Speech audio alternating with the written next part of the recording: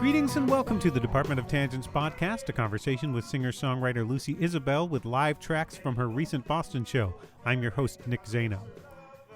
If things had worked out as Lucy Isabel had originally planned, she would be firmly planted in New York right now, using the theater degree she got from Yale as a working actor. Instead, shortly after graduation, the New Jersey native left theater behind and moved to Nashville to become a touring singer-songwriter. She spends a lot of time on the road, which is partly why her new debut full-length album is called Rambling Stranger. A lot of the songs deal with Isabel traveling or being in one place and thinking about another and playing music. There is an adventure but also isolation in that life. To start her new life, Isabel and her now husband endured a long-distance relationship until he could join her in Nashville. The lyrics to Lucky Stars reflect that. I slept with my guitar in my arms last night because I didn't want to think I was alone with you not home.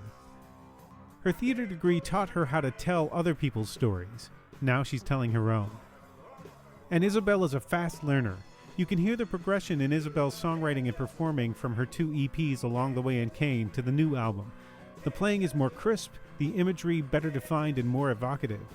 I'm happy to have captured a couple of the songs she played in Boston at the Concert for Clean Water, a show sponsored by a local apparel company that donates some of their profits to efforts to clean up water supplies. You'll get to hear that stripped-down show right after the conversation, and I would also highly recommend checking out the studio tracks. But without further ado, here's Lucy Isabel.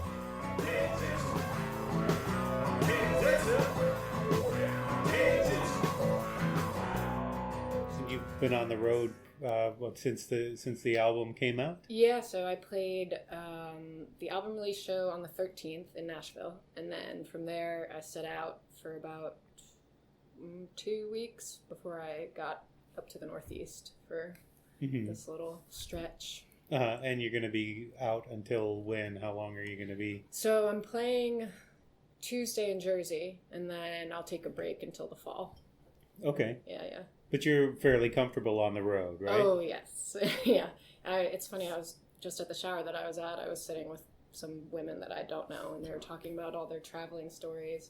And then they were like, oh, do you travel at all? And I was like, well, I essentially live in my car. So. Did they know what you do? No. I mean, I told them at that point, because otherwise you just sound like a weirdo who lives in their car. But yeah, no, I told them that I am a touring musician and that I'm just on the road most of the time. Do you feel more comfortable there than yeah, at home or anywhere else? Well, I think to a certain extent. I mean, I've always been somebody who enjoys looking for something else to do. And so I like being home, but I get to a point where I get restless, and it's nice for me to be out on the road and have a reason to be out on the road.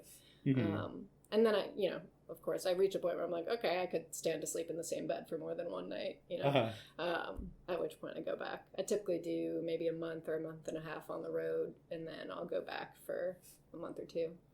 And of course, that works its way into a lot of the songs on the new album, including the title track. Yeah, for sure. Yeah. It really, it kind of just fed into almost every song that's on there. There's a little bit of travel in every song that's on the album, or I can at least think of the cities I was in when I wrote them.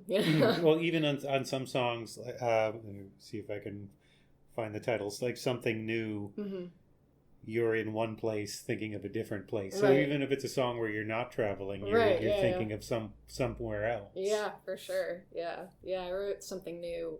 My husband and I were long distance for a year and a half before we got married. We just got married in November. Oh, congratulations. Thank you, yeah. It's been great. And so he had moved up to the Northeast in the summer of 2017. And I stayed in Nashville for a few months, and I thought, well, maybe I'll go up there and see, if I can do the Northeast thing. I'm originally from New Jersey, so I was like, probably shouldn't be that bad. I could probably make a go of it up there. And I got up to where he was, and it just, wasn't a fit. And so I ended up writing Something New kind of about that experience. Yeah, where you're dreaming. It's the sun is at home, but it's winter here. Yeah, for sure. Yeah, it's like, oh, this is not quite right. There's some greener pastures back where I was. Yeah. And that's pretty much the way you've been doing it since what around 2015 or so, when you really first started digging in as a musician? Yeah, so I moved to Nashville in January of 2015, about 6 months after I graduated from college. And at first, I did the thing that everybody does. I worked a million part-time jobs, and I just played at writers' rounds and stuff like that. But I knew that I wanted to be touring. I knew that that was something I was interested in because I'd done a little bit of touring with an a cappella group in college. And I liked it. It was really cool. It kind of fed that part of me that's always wanted to be somewhere other than where I am. And singing is my favorite thing. So it was kind of kill two birds with one stone. But it's very hard to book gigs on the road unless you have recorded music to send people. So I kind of waited until I had my first EP. And then from there I started touring a little bit. I would do kind of week-long stretches. And that was along the way in 2016, the first EP? Yeah. So that one came out. It came out like widely in June of 2016. So then that month I went out on a little Midwest tour. And then after that I would do weekends and stuff because I was still working part-time jobs in Nashville. And then eventually, about a year later, I just jumped into full-time music. So it's been about 2 years that I've been doing it full-time now. And to go back a little bit, you went to Yale for theater, correct? And this is what you thought you'd be doing with your life? Yeah, from the time I was like 6. When I was 6 years old, I was telling people like, I'm going to be an actress. I'm going to be on Broadway. Specifically theater, not like a movie star thing. I mean, I wouldn't have said no to movies. But I grew up singing and doing musical theater. My mom in her younger years had been an actress and a singer, and she did musical theater. I have an uncle who's an actor and he does musical theater. And it was really just kind of the family business in some ways. And I still love it. There's still parts of me that miss acting and miss doing that kind of thing. But by the time I finished college and had my theater degree, I really didn't want to live in New York, which is kind of the place to go if you want to end up on Broadway.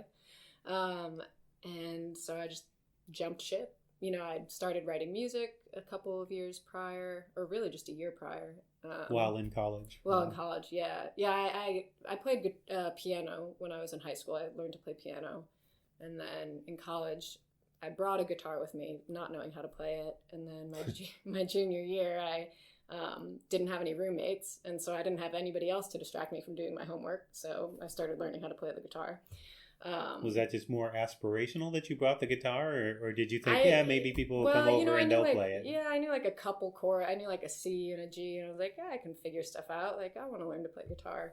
And I just didn't. Like it sat in a case in the corner of my room for 2.5 years. And then, I just had nobody around to distract me. So I learned to play it. And you were in New York for, you said, just basically 6 months or something after that? So and you made a go of acting. Yeah, well, so I actually went on a world tour right after college. So that was about a little over 2 months. And then from there, I had applied to a couple of drama schools, actually, at the end of my senior year. And I was waitlisted at the one that I really wanted to go to, which was in London. And I kind of decided, if I don't get in off the wait list, I'm not doing it. I'm not doing the acting thing. I'm buying a car and I'm driving around the country, and then I'm moving to Nashville. And that's what ended up happening. They had all of their, first choice people accept their spots. So I was like, cool. Like, I felt kind of released from that path that I had chosen for myself. And I bought a car and I drove around the country for 3 months. But if you'd been accepted, we'd be telling a different story right now. Yeah.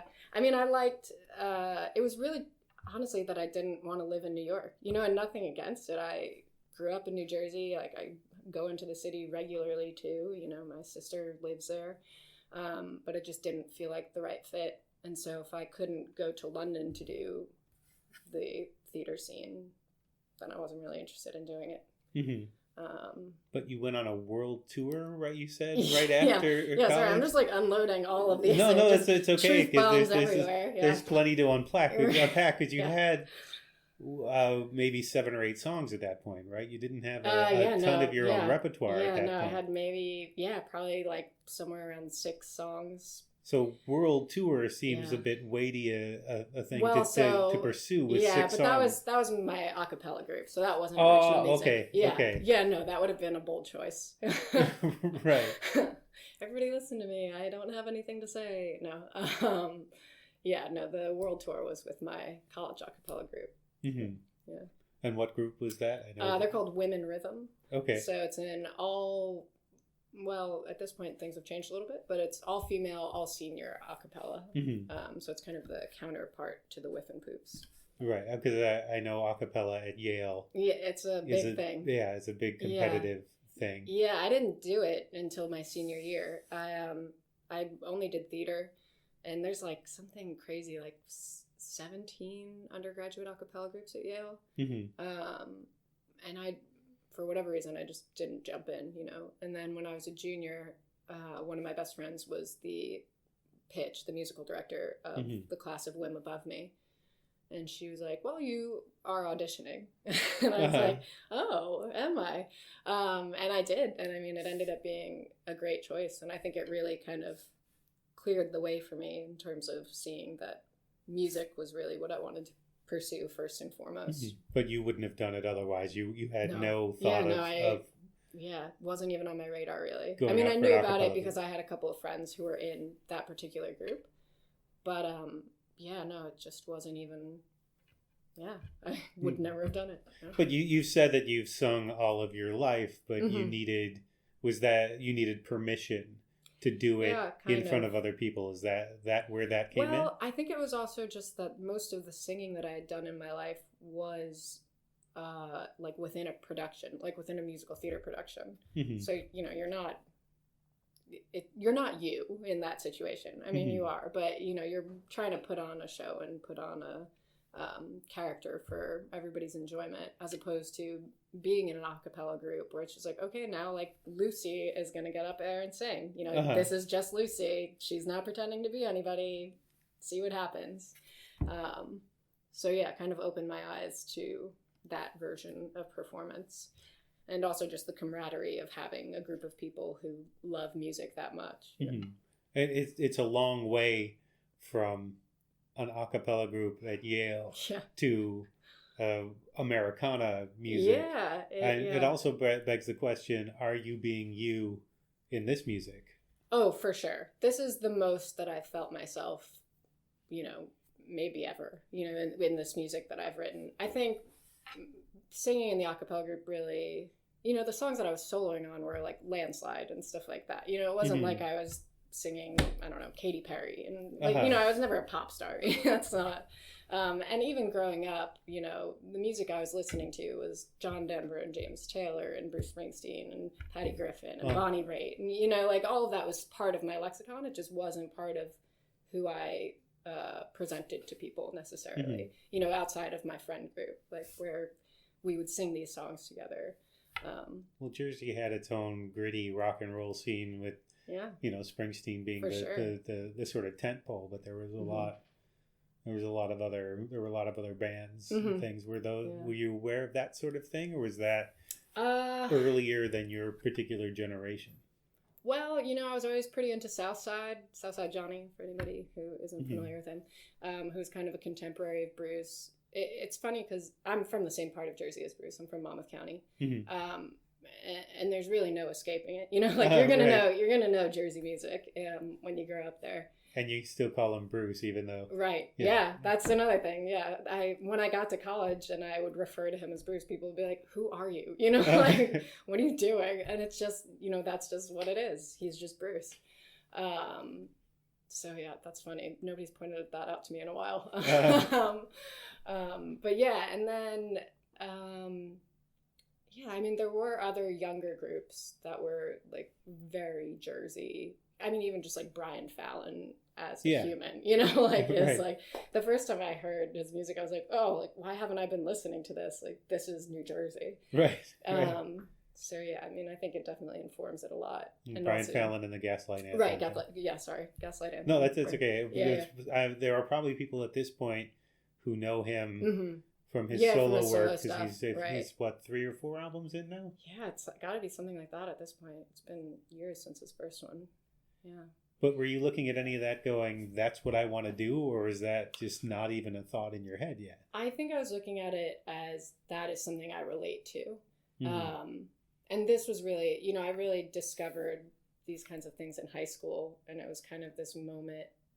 Well, I think a lot of kids in Jersey spend a lot of their childhood just trying to get out, just resigned to the fact that I will be back, like I will be back, so I gotta get out at some point. And then you get out, you're like, oh, I gotta go back, but in high school, when I was listening to Bruce Springsteen, I was listening to Gaslight Anthem and stuff like that, it was kind of this moment of like pride, I was like, oh, like this is the sound of where I'm from, I know this. And it's not, I mean, obviously they talk about Jersey in their music to a certain extent, but it's also just a very distinct sound that just kind of like speaks to you as somebody from the same neck of the woods.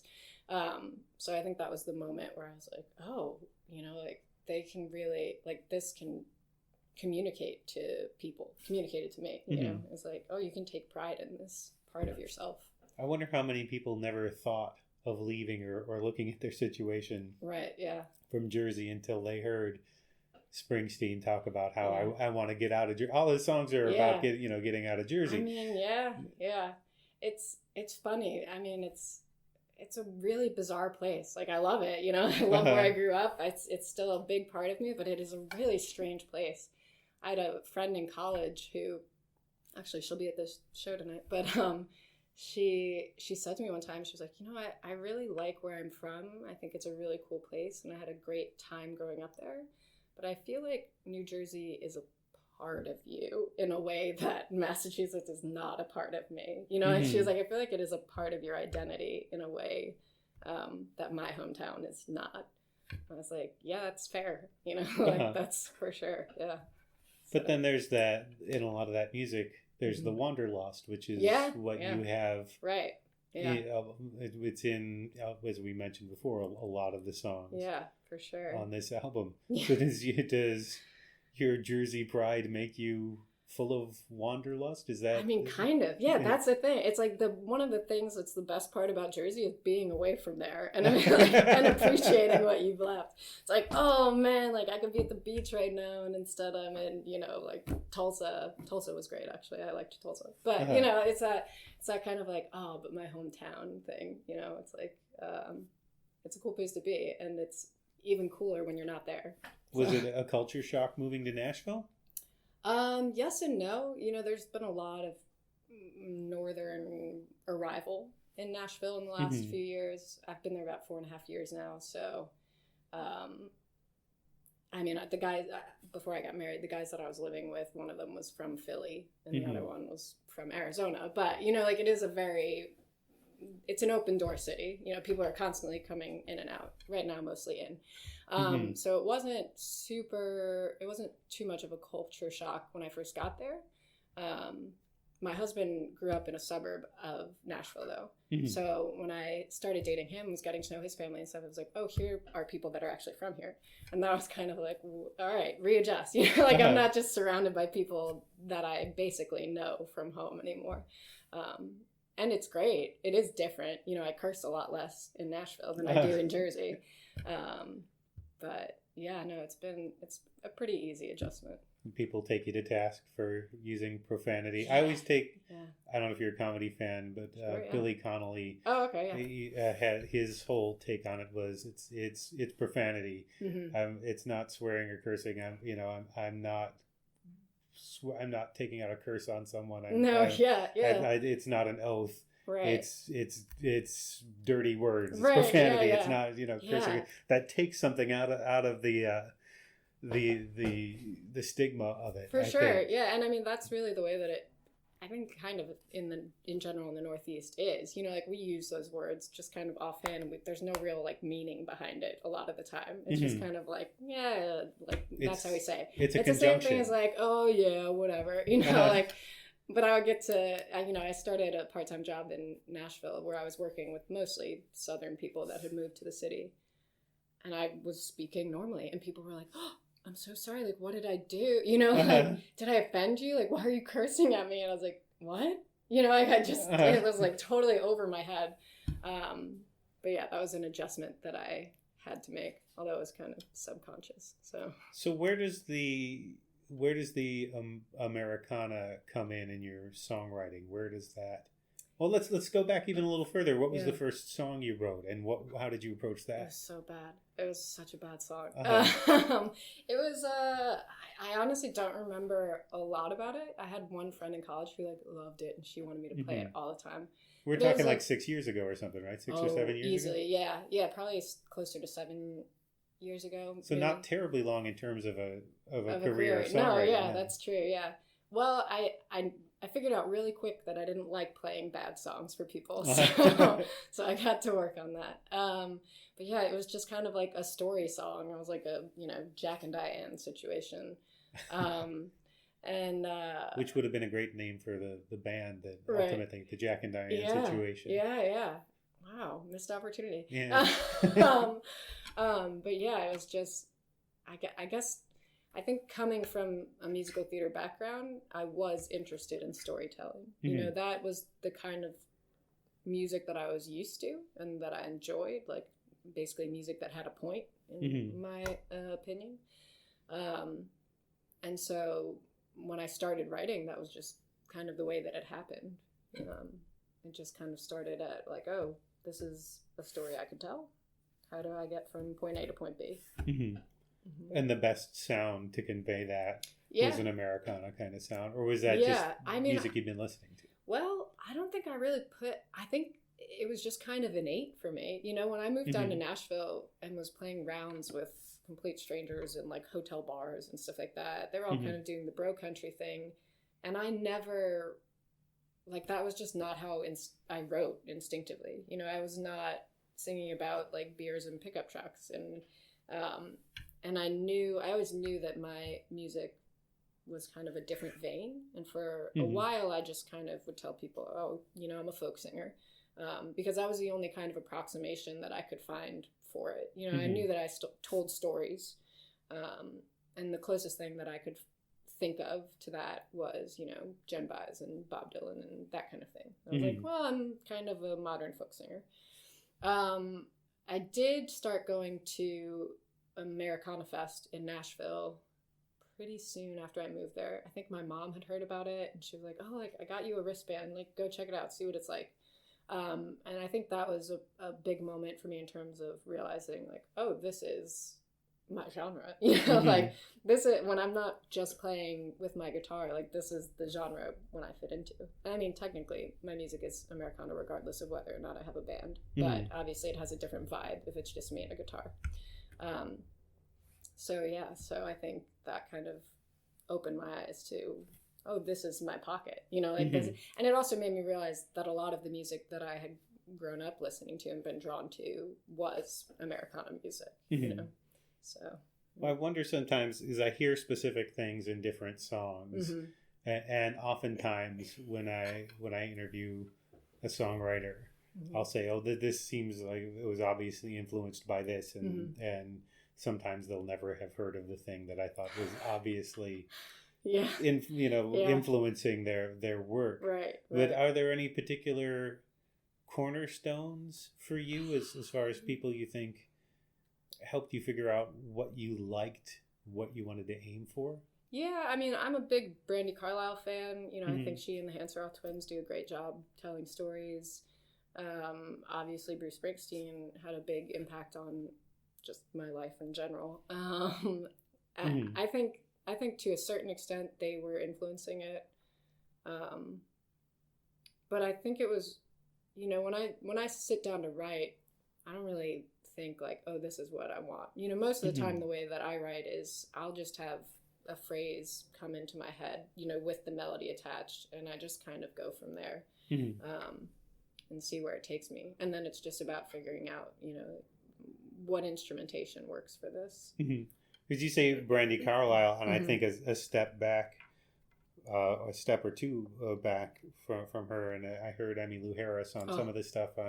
Especially I was listening to a Blue Kentucky Girl and Red Dirt Girl on the way here, and it's more Red Dirt Girl than Blue Kentucky Girl. But I feel like, and sometimes I wonder, well, I hear that, but is that through Brandi Carlile? Because I know she's influenced probably to a certain extent. I listen to some Emmylou Harris actually.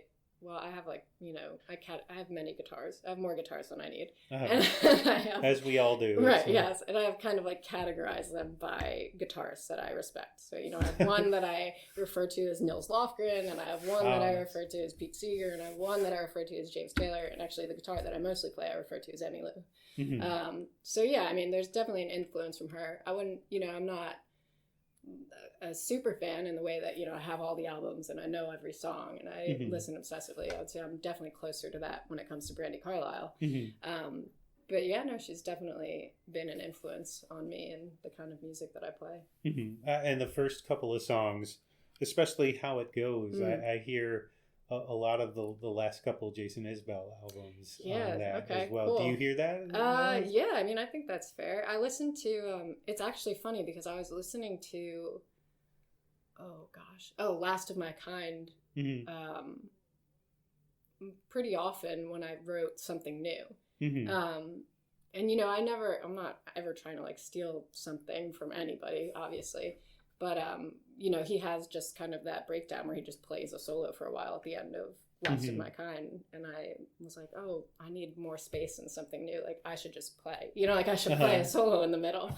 So I think, it's fair to say that there's a little bit of a Jason Isbell influence as well. So yeah, I think that might be a broader thing as well, because that's a sound now that more people are embracing. So it's not necessarily...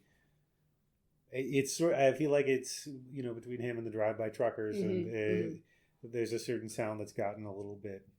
People always put Isbell and Chris Stapleton together and Sturgill Simpson together. But to me, those three are so different. They are very different, I don't think I would group them, I guess other than the fact that...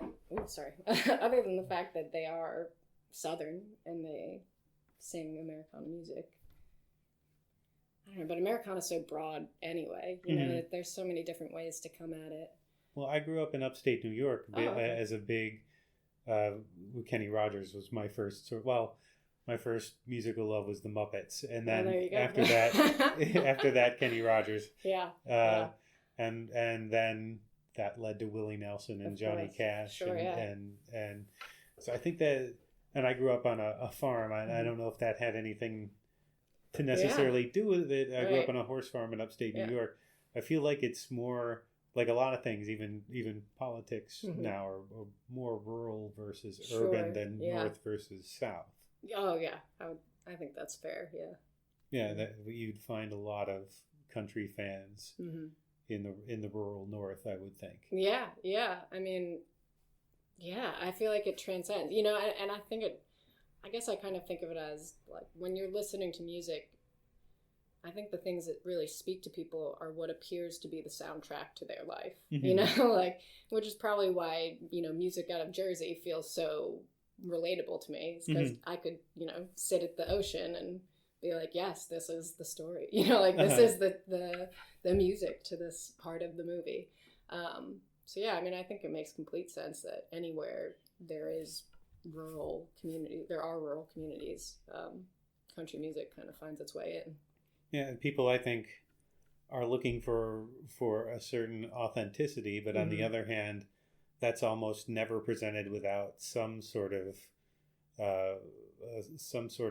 dramatized version to it. So you wrote an EP about your grandmother, and her extended family. And you said about that it's based on, and there's certainly some creative there license. There are nuggets of truth everywhere, but also I didn't know a lot, so so people are looking for a sort of authentic sound, but it's not always necessarily the plain factual truth. There might be artistic license. Well, is there a bigger truth that you can tell by taking dramatic license with something like your grandmother's story? Izzy was your Izzy was my grandmother. And yes. Kane is the EP. You're right. Yes. Yeah. Yeah. I think so. I mean, and for me, especially with that EP, it was kind of a way for me to think about how families pass on information. You know, we have pictures and stuff like that, but it was mostly, you know, my aunts and uncles mostly talk about my grandmother, and they talk about their aunt Winnie, my grandmother's sister. And then I kind of knew she had these other siblings floating around that I knew very little about. And I was interested in that. You know, I was like, why do I know? Well, obviously, I know a lot about my grandmother because she's my grandmother. But then I was like, why Winnie? You know, like, why Winnie and not Grace or Billy? Or it turns out they had 2 other siblings, one of whom died when he was very little. But they had 2 other siblings that I didn't know anything about. You know, I didn't even know the names. Did you research for this? I mean, because we think we know our family sometimes, and sometimes. Yeah, no, I didn't. I mean, aside from the fact that I made sure that my grandmother was born in the Bronx, because I didn't want a Bronx-born Dose of Truth and then have my mom be like, "What are you doing? She's from Brooklyn." No, I double-checked that fact, but otherwise, no, I wanted it to just kind of be. Here's the way that you've told me these stories, and this is the way I'm going to reflect them back to you. So yeah. And I wasn't trying to lie, you know, like I wasn't trying to make it more interesting than it is. In some ways, I think the stories are less interesting than they are because I don't have all the details. I just kind of picked and chose what I did know. But I do think it is kind of a commentary on what we do and don't pass on accidentally or otherwise. Well, given your background studying theater, and now you're writing Americana music, which is sort of earnestness is a part of it. Is there sort of a struggle between telling the truth and telling the best story? No, I don't think so. I mean, maybe like in terms of the phrasing of a lyric, but I would say that the truth is always there. It's just a matter of the rhyme a lot of the time, you know, like, it's like, oh, I can't quite say it this way, you know, I've got to figure out how to rephrase that so that it means the same thing, but it sounds a little different. But no, I think it always comes down to what the story actually is. Did you learn anything about presentation from your theater background? So when you got out on stage to play your own music, you sort of know what you need to do to win over an audience? Well, you know, I always felt most at ease on stage. You know, when I was little, when I did my first real production when I was 8, I was in a high school production of Hello, Dolly. And, you know, from that time, people were saying to me, like, oh, you look so comfortable on stage. And that was just true. You know, I am just very comfortable on stage. I feel most myself on stage for whatever reason. Probably the barrier of the microphone and not, no, I don't know. But I mean, I think there was a certain amount of it that was just natural. You know, I did just feel good being on stage and being up in front of people. And then it's also just kind of practice makes perfect. You know, when you're on stage, at this point I'm 27, I've been on stage for 20 years of my life. You know, you just kind of figure it out. You figure out how to not look incredibly uncomfortable and awkward when you're standing in front of a big group of people. But that barrier of the microphone and the guitar can help. That's something that's interesting too, because you didn't have that barrier as an actor when you were playing other people, but now you have that. Yeah, it's definitely changed the game a little bit. I mean, especially because when I moved to Nashville, you know, I played an open mic the first week that I was there.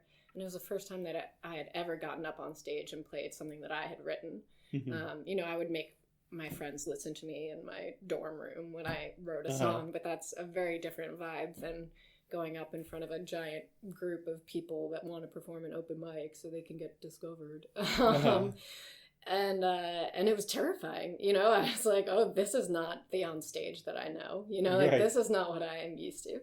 And I think in a way that it has made me kind of lean on the guitar, but I just love playing guitar so much. And, you know, I'm obviously self-taught, so it's not like I'm a particularly technical guitar player. You know, I'm not wowing anybody really. I don't think. But it when I started playing more consistently, I realized, oh, this is a part of me. You know, like I feel like I picked up a limb I didn't know I was missing. But even now, you know, it's been however many years since I've last been on stage in an acting setting. And when I have to put the guitar down to just sing without anything in my hands or anything, I'm like, oh, how do I do this again? You know, like, what do I do? Like at my release show, I played Don't Ask Me Why off of the album, but I didn't play it. You know, I sang it. And right, that's a piano song. Yeah, I had my keys player playing it. And the second I put the guitar down, I was like, oh, now what? Like, where does my body go? So it's an adjustment. But, and there's also, you know, the idea that it's been really a 7-year arc for you. And I think there are things that you find out you don't know what you don't know until you've learned it. Does that make sense? Yeah, for sure. So, and I think that just keeps continuing. Mm-hmm. Yeah, it's like a ongoing lesson. Oh, I don't know anything. You know, like when I got back from the world tour with my a cappella group, I was like, oh, I don't know anything about the world. You know, like I have learned so much and I know nothing. You know, like there's still so much to know. Well, moving to Nashville was kind of a go for broke kind of thing, right? Yeah. How scary was that, moving to Nashville? Because I don't know. For whatever reason, that's not something that intimidates me. You know, like my sister joked when I was moving, because both of them, I have 2 older sisters, they're twins.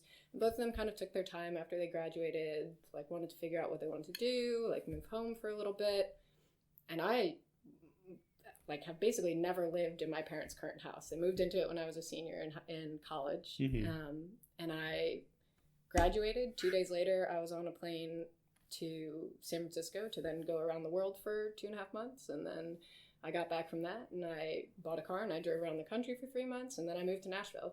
And my sister said to my mom at one point when I had all of these plans, she was like, I guess Lucy really got the get up and go gene, you know, because I don't really think about it. It's just kind of like, this is what I want to do, and this is what I'm going to do. And it was specifically for music. It wasn't, you didn't move to Nashville for any other reason. No, yeah. I just wanted to, I had a friend in college and I would just say to her, you know, I just want to sing all the time. She was like, you can. Like, you can do that. And I was like, oh. But that's like moving to Los Angeles to become a movie star. So right, so. Yeah. I mean, I guess I had a certain amount of confidence. You know, I felt like it was the right choice for me.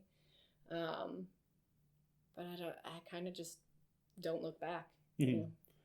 I could see there's a definite progression from along the way to Kane to the new album. Yeah. And it's not something terribly concrete. It just seems like the focus and the performance gets better in some way with each one of those up until the new album. Do you feel that? Is that something that feels that's like totally fair. You know, when I recorded along the way, like, I'm glad that it happened for a lot of reasons, but it was really just kind of happenstance. You know, I had a friend who moved to Nashville and I didn't know him that well, but we met up when he moved there. And we were talking kind of about what I wanted to do as a musician, stuff like that. He was like, you know, I have a recording rig in my house. You should just come over and we'll just record an album. I was like, okay. And so that kind of just like fell into place. And it's definitely reached a point, you know, obviously the writing of Kane was very deliberate. It's a song cycle, you know, it's one complete circle. And I think it's kind of clear that I've gotten to a point where I'm not just, you know, going out for coffee with a friend and then deciding to go over to his house and record a couple songs, you know, like, you know, there's a lot more thought and intention that went into Rambling Stranger as a whole than in Along the Way. So. And does touring so much give you more fodder for the songs? It said in the press release that you sharpened your songwriting on the road. I'm not sure exactly what that means. Well, yeah, I mean, I write most of my music on the road, or at least start writing most of it on the road. You know, I wrote Little Bird when I was in a hotel waiting to go to a gig in Harrisburg, Pennsylvania, and I wrote How It Goes in a friend's house in Bozeman, Montana when I was waiting to go to a gig. And, you know, so it all starts there. And I think that, sorry, got distracted. That's it. That's okay. Yeah. So it all kind of starts there, and I think, you know, just playing as often as I do and kind of seeing what lands and what doesn't really informs how I write and stuff like that. Well, how can you tell what element is resonating with an audience? You're using the audience as sort of a gauge for... Yeah, to a certain extent. Battle testing a song. Right, yeah. And it's also really for myself. You know, when I write a song, by the time any of these songs ended up, well, actually not all of them, but by the time most of these songs ended up on the album, I had played them at probably 20 plus shows. Mm-hmm. And that wasn't necessarily, I want to test these on an audience. That was more, you know, I have to learn these songs, and also I have a 3-hour set to fill. So, so yeah, I mean, I don't think there's any real metric by which I'm like, oh, the audience liked this, that's how I'll write my next song. Mm-hmm. But you can tell when a song feels good to have performed it, you know, mm-hmm. as opposed to a song that just kind of falls flat. And I don't really think of it as a stylistic thing, because I think there is a lot of differing styles on the album as a whole. You know, it's all me, and it's all definitely my stories, and it's all tied together. But at the same time, I think there's a lot of variety in terms of presentation. Mm-hmm. So it's not necessarily a stylistic thing. It's more, for me, it kind of always comes back to lyricism and how clearly and concisely I've told what I want to tell. Mm-hmm. Well, there's so many factors. So if a song doesn't land, mm-hmm. is it just, you know, it was raining out tonight, you know, was that, or was it, do I not have is the phrase not right? Is the rhythm not right? Is the, mm-hmm. Should the melody move a little bit more? Yeah. Like, is there? Yeah, I don't even know if it's something that I could like quantify. You know, like that's the thing I'm trying to get to is how do you play it? It's okay. So you play a song 3 shows in a row. Mm-hmm. You know you like the song. Right. It's not quite going over the way you'd like to. Mm-hmm.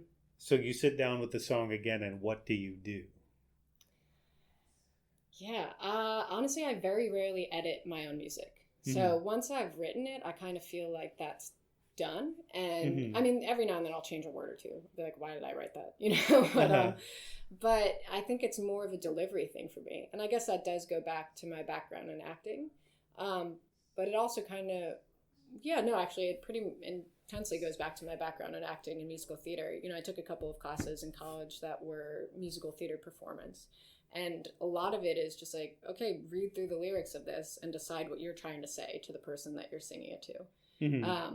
And so if I can get to a point with one of my own songs where I feel like I am telling the story the way that I meant for it to be told, that's when I feel like, oh, this is done. And mm-hmm. I know that this is a quality that I feel good about, you know. And then people either like it or they don't, but it's... Yeah, kind of, yeah. Mm-hmm. And I mean, I've never had somebody come up to me and be like, hey, I hated that song. But I don't think anybody's really that rude anyway.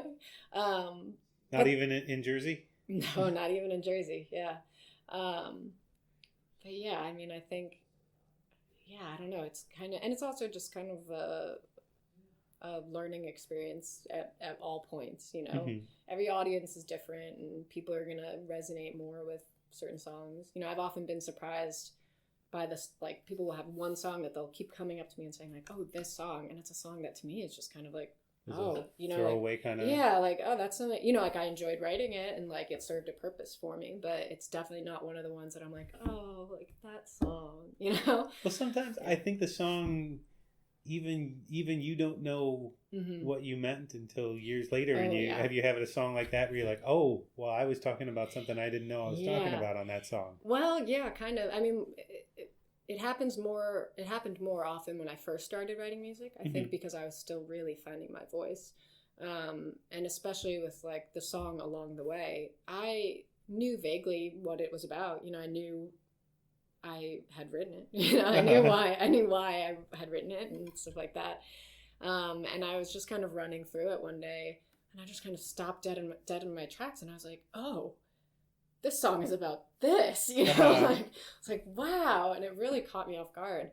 And And I don't have a ton of moments like that anymore because I feel like I'm much more attentive and attuned to what I'm writing as I'm writing it. Mm-hmm. And I also give myself more time now. You know, when I used to write music, I would just kind of sit down and write it all out in maybe 15 minutes.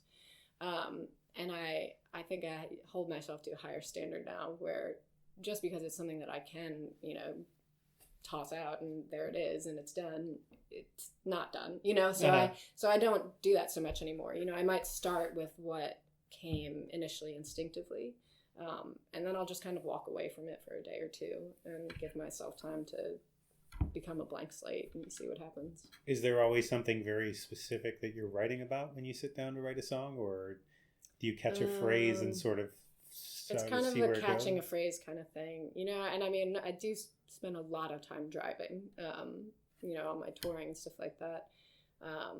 So, you know, when I wrote the chorus for How It Goes, which is how I started with How It Goes, I started with the chorus. I was just literally driving through the mountains in Bozeman, you know, like I looked to the mountains, but you know, and it was just like this feeling deep inside me that like, this is beautiful, but this is not who I am. Mm-hmm. So yeah, it kind of just like comes to me. I don't know. I don't really know. Driving helps. Driving helps because at a certain point you're tired of listening to the radio and you're still alone and it's hour 6 and you know. And it's inconvenient to write something down. So of course that's where. Right. Exactly. Do you keep a recorder with you to? I've got a voice recorder on my phone, but it usually if I get that first phrase and the first melody in my head, it's not going anywhere for at least a day. You know, like I've got time until I can actually that's good, put it down. Yeah. I feel like that stuff leaves you as soon as you think you're safe. Yeah. With that. The worst is when you get an idea as you're falling asleep and you're like, surely I'll remember this in the morning. And no, you won't. Like just record it, you know? Like, I've done that. Yeah. I've got the pad next to my bed for things like that because you ever done the thing where you repeat the thing as you're falling asleep?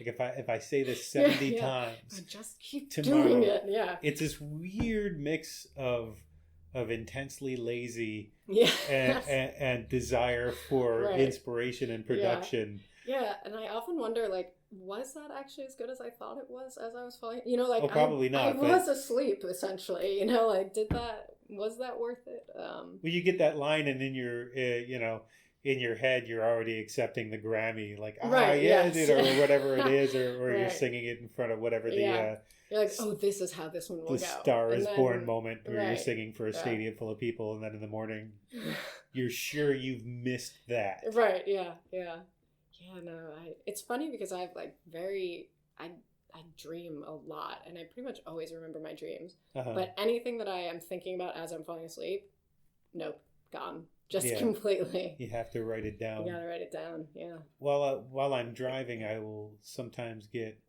It's weird, I will get a chorus and one verse, and I'll keep singing that, and then I'll have to sing it into my phone. Right, yeah. To remember later, because the melody comes with it. Right, yeah, same. Have you ever written down words that you had a definite melody for, and then you Lost finally you get to it a week later, and it's gone? Well, sometimes I'll not quite have the melody. You know, like I'll be close, but I'm like, I know this is not, you know, like the syllables are not really landing. Like I know this is not quite right. And I just kind of drive myself crazy trying to get back to whatever the melody was. Or even if I start writing like with a guitar, you know, if I know the chords, I'll be like, but what was the melody? You know, like. Well, sometimes it feels perfect in your head, and you try to sing it, and what's in your head doesn't match what's coming out of your mouth. Yeah. And it sounds like something that a human voice could sing, but then when it's coming out of your mouth, it's am I an alien? No. Yeah. How does this? You know, it's this weird impressionistic. Sure. Yeah. Sort of thing. Right. Yeah. It occurred to me listening to some of these songs that there might be somewhat of a double meaning in them, including "Rambling Stranger," which is essentially a love song, but then you get to a line like, do I have to be that honest? Do I even have it in me? Yeah. And you think, well, that could be about the songwriting as well. Yeah, definitely. You know, I wrote that. I went to a farm in Virginia in April of 2018 to try to finish the album. And I ended up writing that song. And it was just, it was the kind of thing where I was working so hard to find the right words for it, just like tossing out lyrics that were coming because I was like, this is not it, this is not what's happening. And I was like thinking so hard about it that I literally got a headache. And it's in moments like that I always have to tell myself, like, hey, just like pull back, like it doesn't have to be that hard. Like just say what it is, say what the feeling is, say what the thought is. And that was kind of one of those moments too, where it's just like, why are you working so hard to find a way to say something that can be said so easily? Well, it seems to me that as much as anything, this album is about becoming a working songwriter. Yeah, I'd say that's fair. Yeah, I kind of reached a breaking point where, I was long distance from my almost husband, and I was living with family in Nashville, and I was putting the work in, I was still touring and I was doing a ton of stuff, but I just felt like I didn't know what was next. And I knew, at that point I was working on the album, I was writing the album. But I think a lot of that kind of uncertainty fed into what I was writing for the album. Mm-hmm. And that's like years of uncertainty, because for every one good day where you're like, I'm the king of the world, like I'm the greatest musician ever, you then have 10 days where you're like, this is awful and everybody hates me and why did I do this to myself? Right. So yeah, I think it all kind of informed the writing. Mm-hmm. How much of that has to do with having that song you think is great and playing it for a friend or someone and them going, that's okay. Not even a negative reaction. It's just like, that sounds good. Oh, cool. And it's what do you mean sounds good? What do you mean sounds right? Not the reaction I was hoping for. Well, you've got the song The Between, which I think is my favorite on the album, cool. Yeah. Which seems to stand out somewhat for the lyrics. Also musically, it stands out from. Yeah. There's something different going on in that song. Right, yeah. Than the other songs. Yeah, I think that's true. That's actually the last song that I wrote for the album, and I had a whole different set of verses with different melody, and I hated it. And I kept texting my producer because, I had to send him the work tape. And I was like, I'm so sorry. Like, I'm going to send you this song, but I just...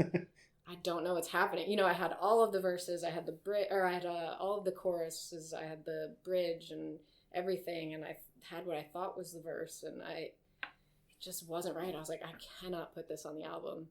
And I was just hanging out with one of my little cousins one day, and she's 8, and she was like, so when you go home, do you still feel like a kid when you're with your parents? That's a great line too. That's the first line, right? Yeah, do you still feel the same way that you felt when you were 12 and living in your parents' house? And I was like, no, but also kind of, and I was like, but that's it. Like, that's the idea, that's the whole thing of this like quasi-adulthood. And that because the quasi-adulthood comes in a bunch of songs as well. There's another one. Was it probably False Prophet? False Prophet, where you say that false prophet of adulthood. Yeah.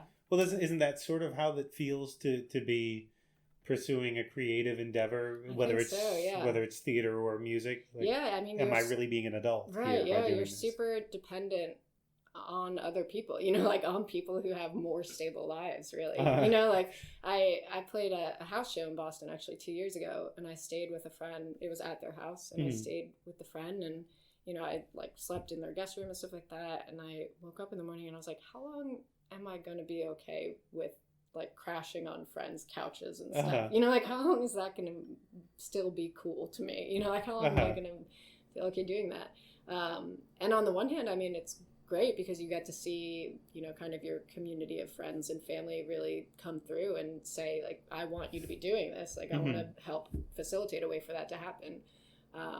But at the same time, it's like, like I'm a grown up and sometimes I just, need a place to crash.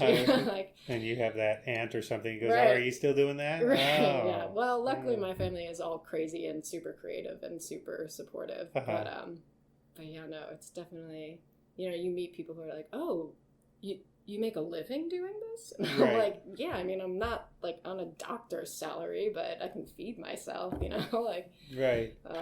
So yeah, it's an interesting. I talk to a lot of comedians, and especially with them, people kind of don't see it as an art form because they can't really, because it's a person out there with a microphone talking. Right. They can't see that there's any regiment to it, that there's any process to it. Yeah, it's like, no, this took time. I had to figure out what will make you laugh, you know? Right, like, and make you think, right, I just thought of it as we were standing here now. Yeah. Which more people believe than I thought. Oh, really? Did. Huh. A lot of people, I think, still believe that it's just happening. Yeah, that they're just getting up there and talking. Yeah. Wow. Off the top of their head. Yeah. But there's a line in the between that I like especially. Is there something in between hitting it big and just going home broke, which resonates, I think. Yeah, no, I mean, it definitely, you know, I just kind of wrote the first, it's the first chorus of that song. You know, just kind of like cascaded out of me one day. And because it was just, that was where I was, you know, like, I was just like, what is the goal? You know, like, you know, obviously the goal is to put my music out and for people to like it and to be able to survive doing this thing. But, you know, I don't need to be doing stadium tours. You know, I'm okay not doing that. But at the same point, it's like, all right, where on the spectrum are you okay falling? You know, when I first started dating my now husband, he was like, oh, so like, what do you do if this doesn't happen? And I was like, I don't think you understand. This is always the thing, you know, like this is always who I will be and what I will be doing. And it's just going to be at what level, you know? Because there are different levels of if this doesn't happen. I mean, when you started it, I think probably a lot of people think when they start, oh, this is people will recognize the brilliance of what I'm doing and I'll be. Yeah. I don't think I've ever been that confident in my life. But, But yeah, no, I mean, there definitely is an aspect of that. It's not a matter of like, if this happens, it's a matter of when it happens. You know, when you first get out there, you're like, okay, I can figure out how to be good at this.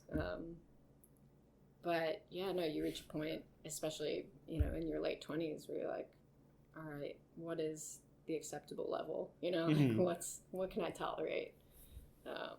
So there's all those dichotomies in these songs. Yeah. And then, just as a lot of them are about traveling, a lot of them are about home, and a lot of them are about both. And Lucky Stars pops out to me. The line, I slept with my guitar in my arms last night because I didn't want to think that I was alone with you not home. And then there's another line, I held on to the music in my heart. Is that what music has become for you? An anchor, a home in a way that you take with you? I think it's what it was for most of my life. You know, I used to, it's a weird joke, but I used to joke toward the end of college, like, oh, I'm just going to die alone.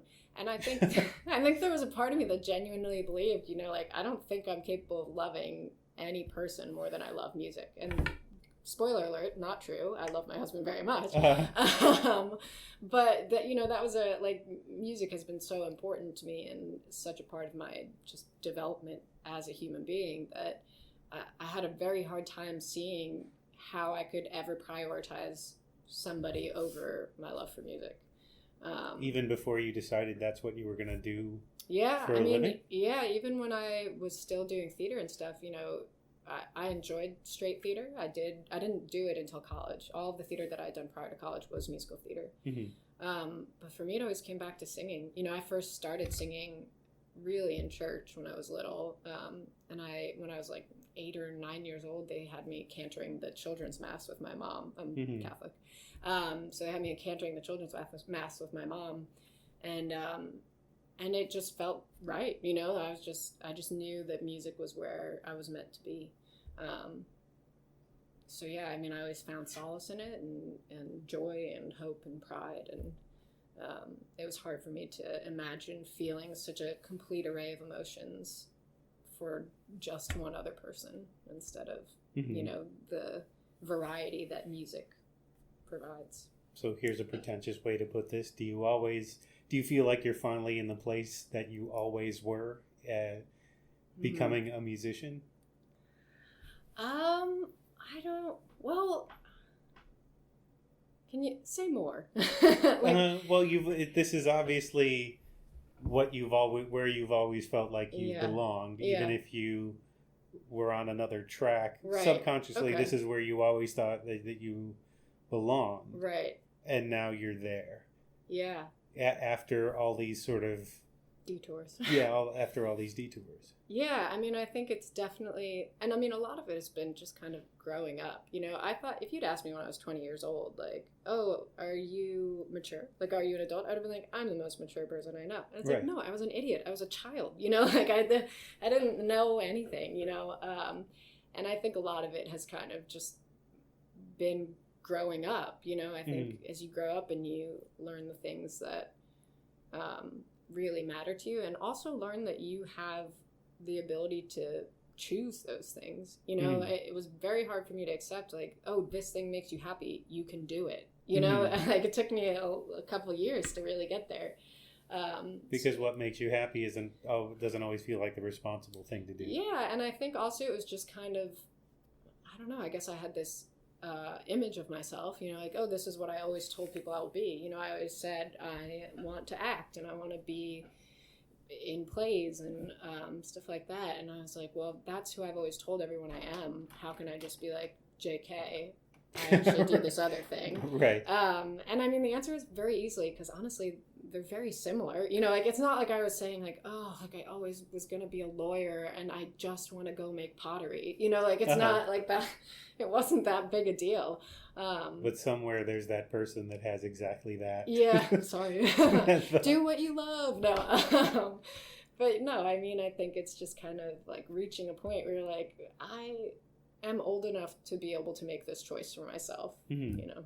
So what's next? What does the ideal look like for you if you're already singing the between? Right, yeah. I mean, honestly, like, who knows? You know, like, it is always going to be music. You know, it's not like I'm like, okay, this was my opus, I'm done now, good night, everybody. Right.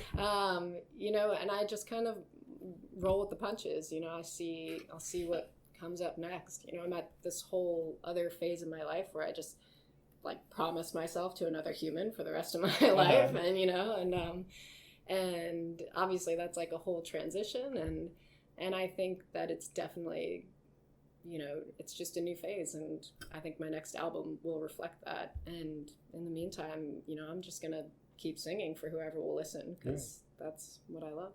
Is there a perfect place for you for this? In terms of like career-wise, or where this is the place where you'd be most happy in music? I mean, I would like to slightly change my touring. You know, like I would like to be playing bigger venues to people that are actually there to see me instead of drinking wine in a vineyard. But which, you know, isn't all of my shows, but but too many for your liking now. Well, I mean, it's just kind of the idea of like, okay, at this point, I know there are people that enjoy listening to my music. You know, like I have people that come out to see me in a lot of the cities that I go to play to, but I would just like to be more. You know, like I would like to be playing kind of small theaters as opposed to, you know, bars where maybe I'm not being listened to. You know. So yeah, I think just a more kind of consistent and attentive audience. You know, I would say like maybe it doesn't have to end here for me, but like the level that like the Secret I wasn't Sisters, implying that. No, the level that like the Secret Sisters are right now. Are you familiar with the Secret Sisters? Okay, cool. Yeah. So like their kind of level of, you know, like they have audiences come out to them. They have a great time. They've got a consistent fan base, and like I'm cool with that. You know, if that's how far it goes for me, that's great. If it goes farther, even better. But that's kind of my like at least scenario, I guess. Yeah. And what should people look for coming out soon, and where's the best place for them to keep track of you? Cool. Yeah. So I would say I'm most active on Instagram. You'll find pretty much anything ever that I think about there. Mostly because I'm terrible at Twitter. I really don't understand it. I just don't know how to do it.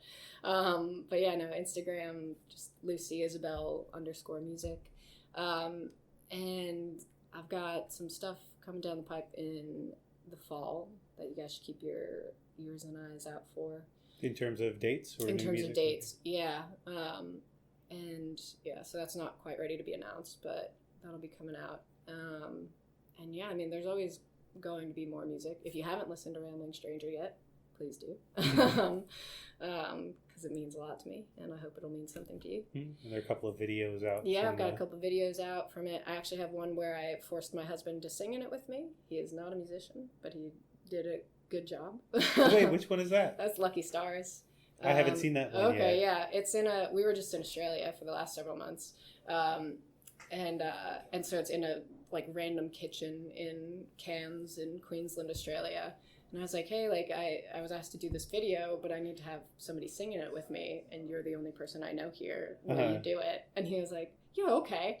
And I guess I didn't really inform him what it was for or anything like that. And then a few weeks ago, he was like, hey, whatever happened to that video that we did? And I was like, oh, it just hasn't happened yet. And then the day that it came out, you know, it was everywhere, and everybody we knew had seen it, and they were all like reaching out to him, and he was like, oh my gosh, like I wasn't ready for this. And I was like, I was not ready to be known. So should I post that on the blog post corresponding to this episode, or yeah, no? Well, he might hate it, but but I think he's very cute in it. He's clearly very uncomfortable the entire time. So apologies, I'll post it right, on yeah, there. Sorry, Evan. Yeah, so that's a good one. But yeah, no, it's all been really fun. Well, thanks for doing this. I appreciate it. Yeah, absolutely. Thank you. It's been great. Thanks. An arrow to the head isn't always a trend. Thanks again to Lucy Isabel for the conversation and for allowing me to record her set in Boston. The new album is called Rambling Stranger, and you can find Isabel on Facebook under @LucyIsabelC, on Twitter under @LucyIsabelMusic, and on her website at lucyisabelmusic.com. And if you enjoyed this or any other episode of the Department of Tangents podcast, please consider subscribing on your Apple Podcasts, Radio Publics, Google Plays, Stitchers, and the like, and leaving a rating or review. That's the best way to help this thing grow and to allow me to keep bringing you new and exciting voices in music, comedy, and horror. And you can check out the website for videos, reviews, and essays at www.departmentoftangents.com. And now this week's featured tracks taken from Lucy Isabel's live acoustic performance in Boston. When I first started this podcast, I was hoping to feature more tracks like this, intimate live recordings done at the site of the interview. That didn't work out as I'd hoped, so I'm glad to be able to present these to you. This is an edited mini-concert of sorts. I took 3 songs from the set, Something New, How It Goes, and Don't Ask Me Why, because I felt they flowed well together. You go from a lighter touch to a more of a rocker, and then Don't Ask Me Why, which is a piano song on the album played on acoustic guitar here. So you get to hear a different version of it. Enjoy these 3 live renditions of songs from Rambling Stranger, and please do check out the studio album as well. And now, here's Lucy Isabel live.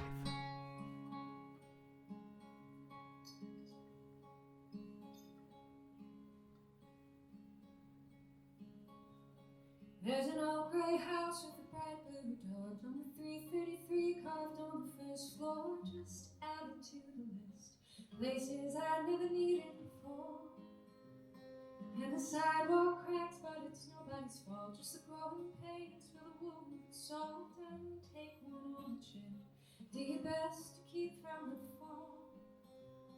Now it's winter here, but the summer waits at home. And I head back there when I let my memory roam. Close my eyes, sit back as I take in that old view, and I keep my senses tuned to something new.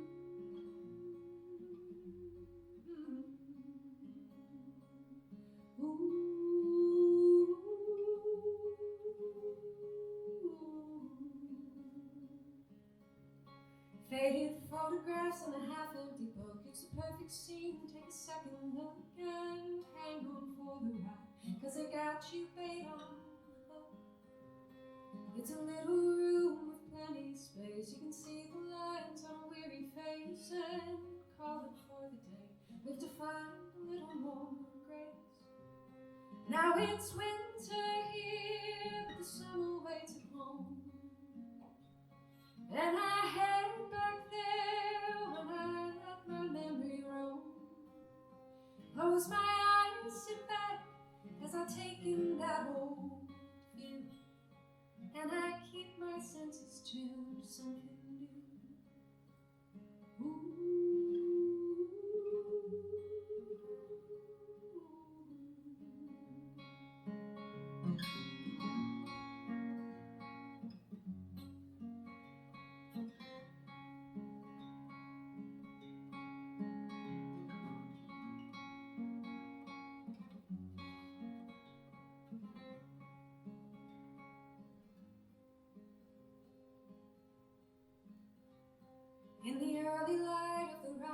sun. It's the quiet hope of a life well done. Just listen for the sound that can hold the fearful run. Cause it's winter here, the summer waits at home. And I'll head back there if I let my memory roam. Close my eyes, sit back, and I'm taking that old view, just to keep my senses tuned to something new. Yeah, I keep my senses tuned to something new.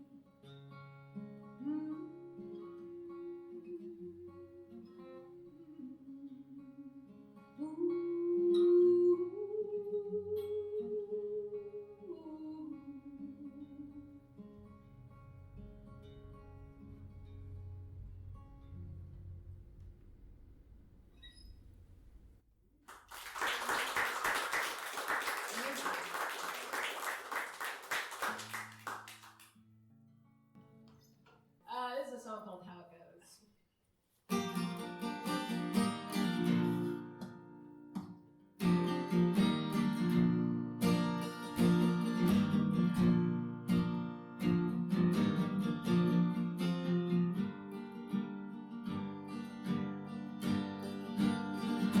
I ain't got no money, I'm on borrowed time. I'm watching you wait for the end of the line. So I'm taking no chances, 'cause I'm feeling just fine.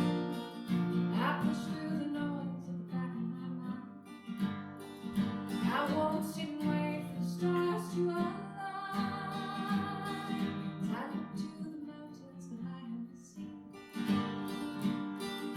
You want to be free to be lonely with me. 'Cause I'm by your side, through the ebbs and the flows. I'm taking your hand and we'll see how it goes. I ain't got a plan, we'll just see how it goes.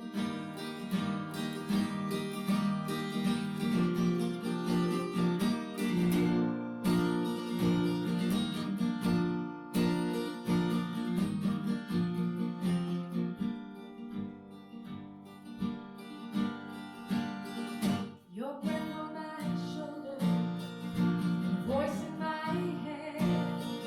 I wish I had known what I shouldn't have said. But there's no turning back now, just lay to rest. It's all I could do, but it wasn't my best. I carry the weight, feel it filling my chest. As I look to the mountains that I have seen. You want to be free to be lonely with me. I'm by your side, through the ebbs and the flows. I'm taking your hand and we'll see how it goes. I ain't got a plan, we'll just see how it goes.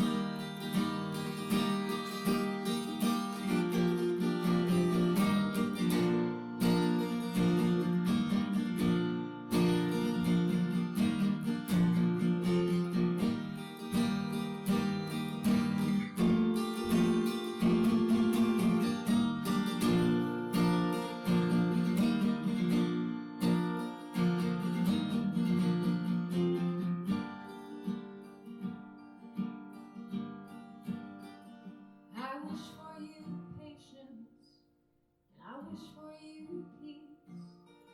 I pray that we settle on what we can keep. I'll take all the blame if it helps you to sleep. 'Cause I look to the mountains, but I am the sea. You want to be free to be lonely with me. 'Cause I'm by your side, through the ebbs and the flows. I'm taking your hand and we'll see how it goes. I ain't got a plan, we'll just see how it goes.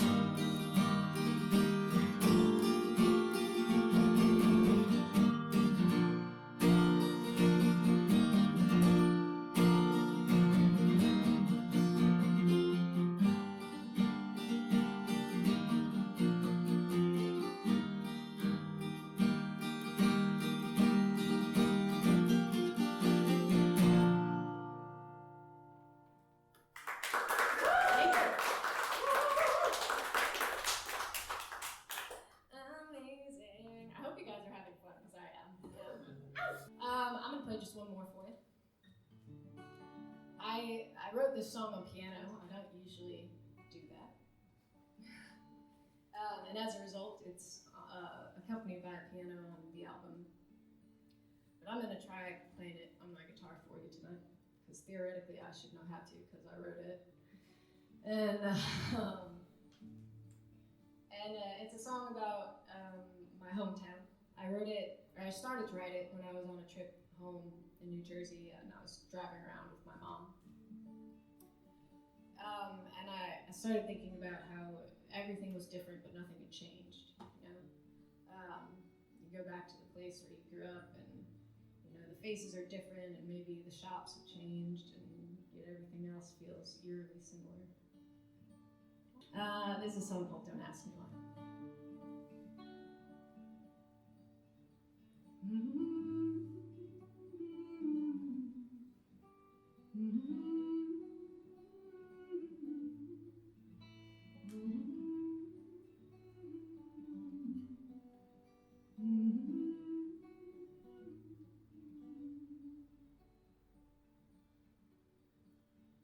Oh, they closed down the fort in my hometown.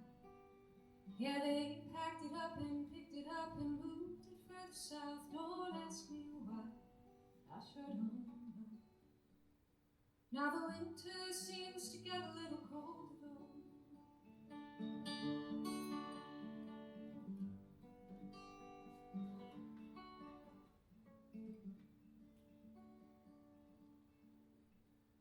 So I picked up a bag and headed down. Found a different place to sell my name and cash in my renown. Don't ask me why, I sure don't know. Some folks are born to play and others born to see the show. Oh, I've been down, I've been out, I've been wrong, I've been always on the run. I've been running out of time. You make a vow, feel down, move along, and you end up at the start. It's in your blood, it's in your heart.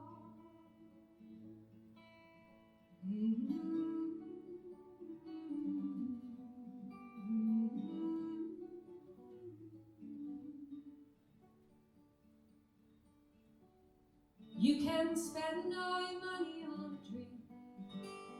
When there's nothing left, you still go on. You cry, you laugh, you scream. Don't ask me why, I sure don't know. Maybe hardship only helps to make the spirit grow. Oh, I've been down, I've been out, I've been wrong, I've been always on the run. I've been running out of time. You make a vow, feel down, move along, and you end up at the start. It's in your blood, it's in your heart. And I thought I made it past the point of pride in my hometown, but I look around, my feet are planted much too firmly on this ground.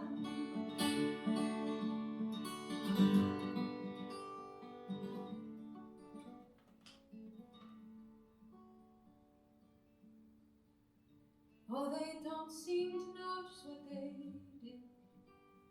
Take a little town and mix it up, it still ain't something new. Don't ask me why, I sure don't know. When I'm back in town, it feels the same, it's different though.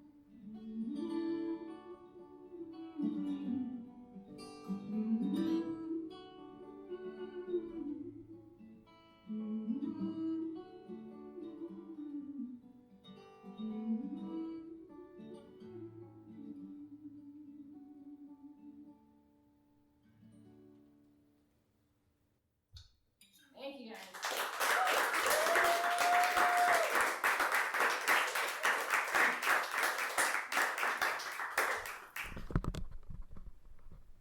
Neil Young.